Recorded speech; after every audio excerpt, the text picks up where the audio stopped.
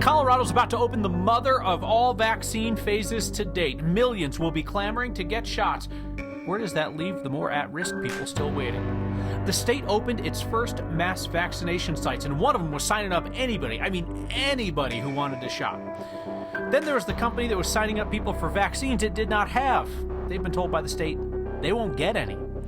A group of political leaders who do not agree on anything agree that Colorado should not fence off the state capital. And Boulder is seeing a rise in COVID cases among young people. I'll give you one guess as to which riot is being investigated as the cause. Next. A giant group of Coloradans is about to become eligible for the COVID-19 vaccines. 2.5 million people are included in Phase 1B4 that officially starts tomorrow. So how is this going to work with a huge crush of people lining up while there are people in the earlier phases, more at risk, still trying to get their shots? Arnusha Roy takes a look. The numbers can seem daunting, but some of our major hospital systems said things might move faster than you expect. If you don't get it right away, you probably will get it within a relatively short period of time. The supply seems to be increasing for what's coming into the state, at least in our little bubble of what we can see. SEL Health said by tomorrow afternoon, people eligible in 1B4 can start signing up online for appointments, and they book 1 week out at a time. There's certainly still a lot of people in 1B3 that haven't been vaccinated, and 1B4 is opening. I think it makes sense. We want to, start giving the opportunity as much as we can, but there'll probably be a lot more competition still in play than there had been with the earlier phases. We do have a wait list where our call center calls people down the list, and those they are prioritizing by the tiers. The state doesn't have any official prioritization within the Phase 1B4 itself. The healthcare systems and vaccine administrators are working through lists. UC Health said once people sign up, they're picked at random when vaccines are available, and people in previous phases will still be able to get in. At Denver Health, there are two paths. For Denver Health patients who are eligible, they might be able to get in a bit sooner through clinics or if they're coming in for appointments. And community members can sign up while Denver Health is still working through its wait list from previous phases to get to 1B4. And that process is also going to be accelerating as the vaccine supply increases. We asked the hospital systems how well the phases have worked so far. And while there's been debate over who is included in which group, to kind of give those higher risk individuals the opportunity to be vaccinated before the general public that may be of lower risk is great. It's frustrating for people who haven't been included in a certain wave, but I actually think the waves have worked how they were intended. So this phase includes people who are frontline essential workers, people who have high-risk conditions for COVID. It lowered the age of people who are eligible as well. And, after everything you heard, the hospital systems really want to be clear. They want people to sign up because they're feeling optimistic about vaccine supply going up. And they're also feeling really good about the mass vaccination sites that we've been talking about as well. And, Kyle, they think that people will be able to get in sooner than you might feel like it when you just look at the sheer number of people in these phases. So you get this huge universe of people who are eligible, Anusha, 2.5 million, and then the group that are actually interested in getting the shot is going to be somewhat smaller and also somewhat hard to put a number on for the providers. Yeah, I actually asked the hospitals, I was like, how many people are you bracing for tomorrow and in the coming weeks? And they said the short answer is a lot of people, but they don't know how many because a lot of people have been signing up at multiple hospital systems to increase their chances of getting in. So what they're asking is if you do get an appointment through one hospital, cancel with the other one so that they at least know what's going on and they can update their list. Our Steve Steger did a great piece, system by system, on how to get yourself off of these lists. Use the Google and find it if you're curious. Anusha, thank you so much. So there are about to be 6 of those state-sanctioned mass vaccination sites. One is already up and running on the western slope. Mesa County's health department had been filling appointments with anybody who wants the shot, even us peasants who are back in the general population phase at the end. Before you start driving tomorrow for the west slope, best slope, our Marshall Zellinger found out they might have to quit doing that.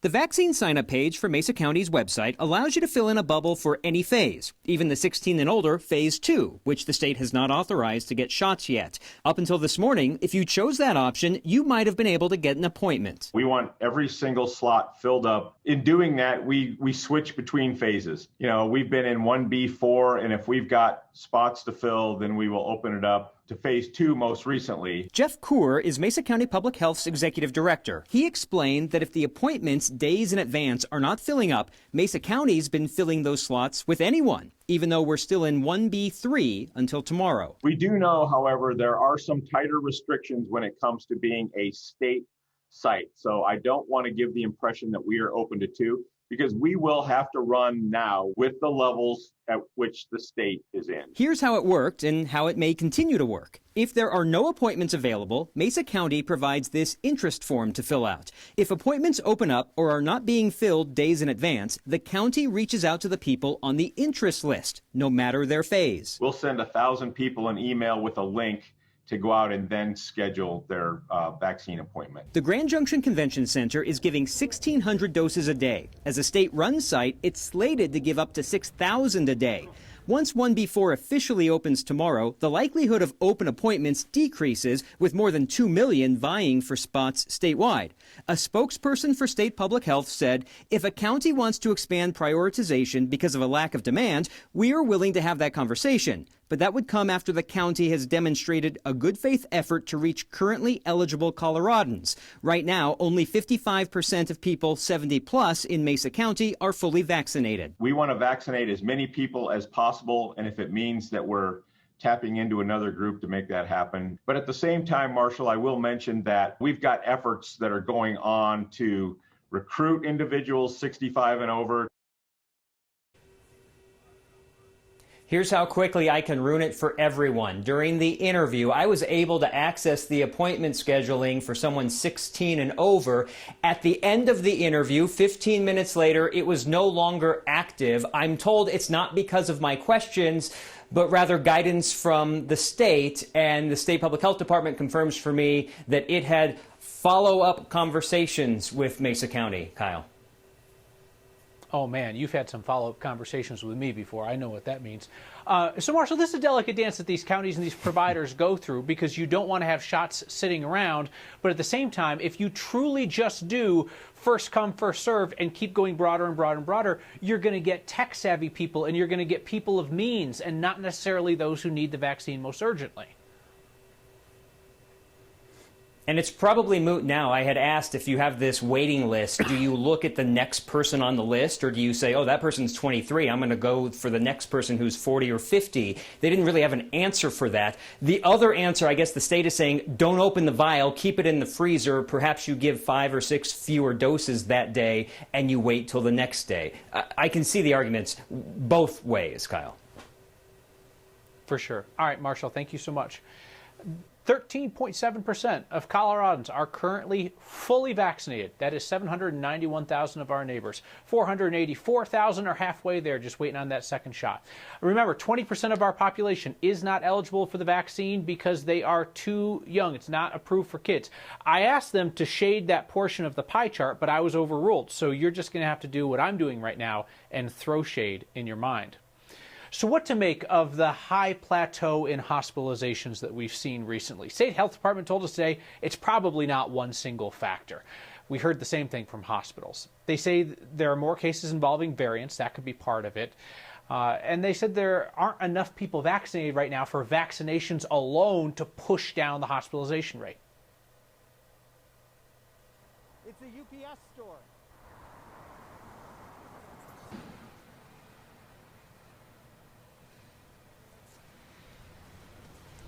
I apologize. I have messed this up badly. Here's what we'll talk about instead.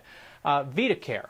Remember them? They were the vaccine provider, supposedly, that was signing people up just willy-nilly, all kinds of open vaccine slots. We pointed out to you that they had not been approved by the state to offer the vaccine.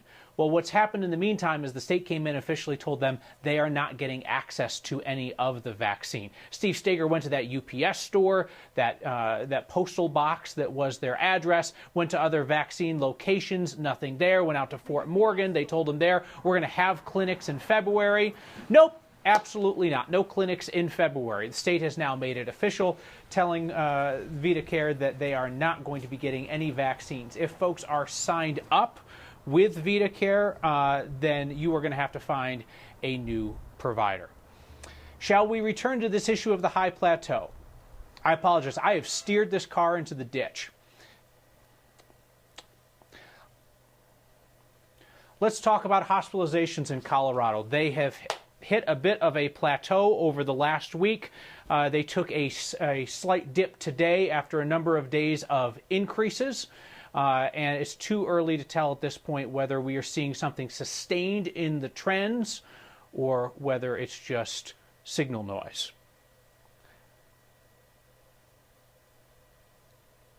Why don't we take a break and get our act together and come back and put on a TV show?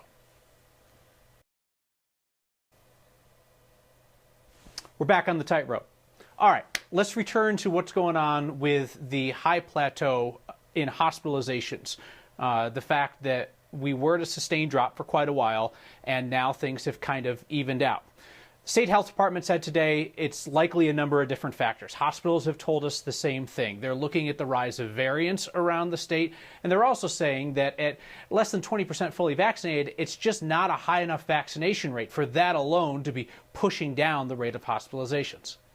We focus so much on the people over 70 because of the outcomes associated with it, but there's a whole spectrum. I mean, there's 20-year-olds, there's 30-year-olds, there's 40-year-olds, and they do make up a proportion of the people that were hospitalized even way back when. If you actually look at the proportion of over 70-year-olds, they were probably only 10% of all those hospitalized, but we focused a lot on them because obviously they had the worst outcomes. They weren't actually the vast majority of people hospitalized. It's just they were the vast majority who died.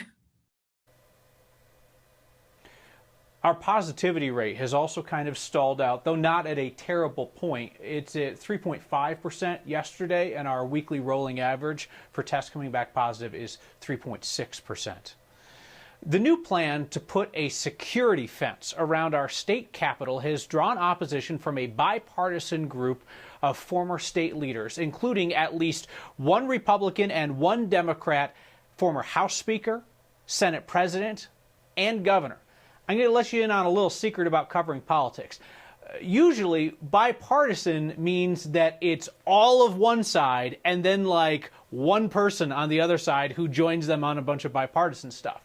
But not this opposition to the Capitol fence. You got folks from like the fighting right as well as the far left who are united against this idea. Republican Governor Bill Owens as well as Democratic Governor Dick Lamb have signed on to this letter of opposition. The issue with the fencing, we've talked about this here, the Capitol was the target of vandalism during the protests over the summer that turned violent and destructive. This group in opposition says they understand the need to protect the Capitol and the people inside, but they say putting up a permanent physical barrier between the people and the leaders they elect sends the wrong message. Year after year, we talk about the same issue that affects Colorado's cannabis industry, and it has to do with banking. Cannabis businesses are a target for criminals because criminals know that they have to carry a lot of cash because they don't always have legal access to banks. Reason being, banks are federally regulated, and the federal government, Uncle Sam, has long hated the devil's lettuce, remains illegal federally. So that sets up this dangerous situation year after year for our cannabis businesses. It's really to get the cash off the streets. I think there's going to be a broader piece of legislation that will either deschedule or modify the Controlled Substance Act, but we've got to get this banking piece resolved now so that we stop these robberies and stop these murders. Congressman Ed Perlmutter, Democrat, Jefferson County, says that the pandemic only makes the current problem worse. Issue that he goes after every year, sometimes with some Republican support from our delegation. The marijuana businesses have been declared essential throughout the pandemic. They continue to bring in a lot of cash, contribute a lot of tax revenue, but they still have limited access of safe places to put that money. More and more college-age students in Boulder are getting sick with COVID. Naturally, we asked if it's because that infamous rager turned pure rage a few weeks ago. While there are other students who have been a lot more responsible. It's written all over her face. Next.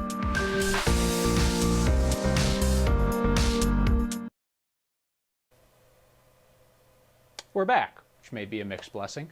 There is an increase in COVID-19 cases among college-age people in Boulder. Anybody have a theory as to why?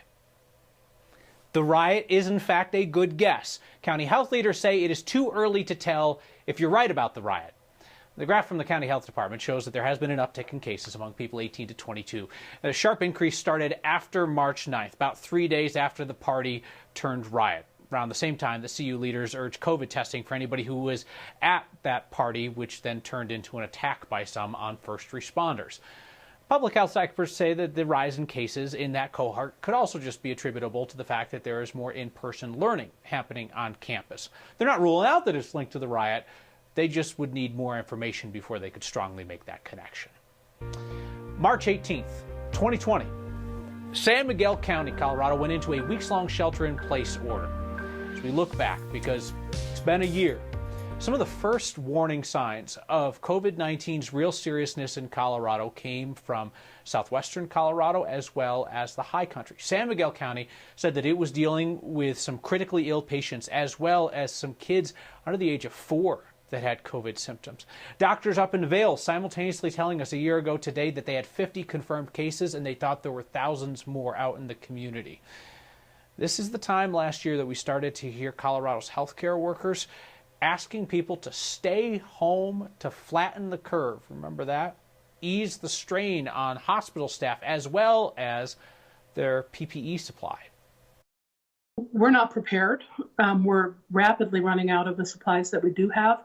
And this is before we see the massive volumes that we're anticipating we're going to see in the next 2, 3, 4 weeks as that surge of patients starts to hit hospitals. And if you knock out a good percentage of the healthcare workforce, then who's going to manage those patients? Who's going to be there to save them when they need to be saved? Thankfully, it has been a long time since we talked about PPE shortages, and it's been months since we talked about staffing shortage concerns at hospitals. The state still tracks both of them week to week. The CDPHE says only 1% of Colorado's hospitals are anticipating having an issue stocking PPE in the next week. 9% of facilities are anticipating staffing issues within the next 7 days. Snowstorm season. It is also sunburn season in Colorado. It's the most Colorado thing we saw today. And your feedback next.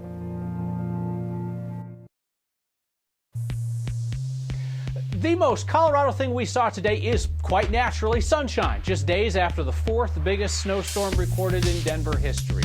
Christine's son Cooper had a snow day Monday, so of course, what do? You grab the bathing suit, the sunglasses, the towel, and you head out to the deck to get a nice winter base tan going. Hope that he wore the sunscreen. Megan did not wear the sunscreen when she went out to go sledding in the sun on Monday, but she came home with a tan line that proved to her mother that she wore her mask. I love that so much. Your feedback tonight's a real journey. Dr. Tanya says, after spending all afternoon banging on a broken spreadsheet, it was great fun to see I'm not the only one struggling today. DJ writes, your fascination and struggles with pie charts is so funny. DJ, if my struggles are amusing to you, this was the funniest night of your life. It wasn't our people. They're great, but technology will get you every time.